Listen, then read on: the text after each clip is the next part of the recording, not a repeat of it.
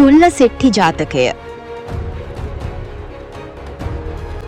යට ගිය දවස බරණැස්පුර බ්‍රහ්මදත්ත නම් රජ කෙනෙක් රජකම් කළා. එසමයෙහි පෙරුම් පුරණ අප මහා බෝසතාණෝ චුල්ලසෙට්ටි නම් සිටුවරයෙක්ව උපන්නා. සිටුතුමා ඊටාම බුද්ධිමත් හා නැනවත් උත්තමයෙක් විදිහට රට පුරාම ප්‍රසිද්ධ වෙලා සිටියා. දිනක් සිටුතුමා ඔහුගේ ගෝලයින් කිහිප දෙනෙකුත් සමග ගම්වීදිය දිගේ ගමනක් යමින් සිටියා. සිටුතුමනි, අද වීදියේ මේ ඉසව්ව පාළුවට ගිහින් කිසිම සද්දයක් නෑ. නිස්කලංක බව කියන්නෙත් මනස නිවෙන උතුම්ම දෙයක් දරුවනි.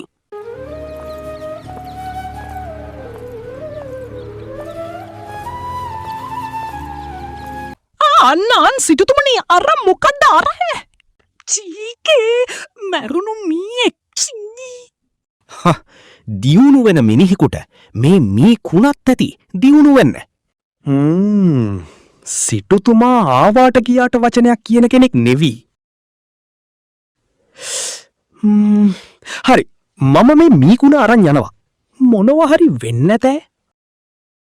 ඉතින් මෙහෙම හිතපු අර තරුණ පුරුෂයා ඒ මීකුණත් අරගෙන ගම්වීදිය දිගේ යන්න පිටත් වුණා.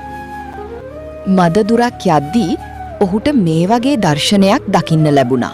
අයියෝ, මගේ අහිංසක සතා මේ මිනිස්සු හරියට වැඩක් කරන්නේ නෑනේ. උන්නේ මොකද මේ කලබලේ? බලන්නකො මිත්‍රයා, මේ සතාට කෑම ගේන මිනිහා දැවිත් නෑ නොවැ. පුදුම මිනිස්සුනේ. මිත්‍රයා, ඔයා කැමතිනම් මට පුළුවන් මේ සතාට කෑමක් දෙන්න. අනේ ඒක කොයිතරම් එකක්ද මිත්‍රයා.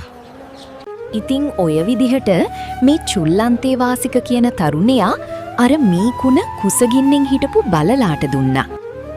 ඒ වෙනුවට ඒ ගෙහිමියා ඔහුට පොඩි මුදලක් ලබා දුන්නා.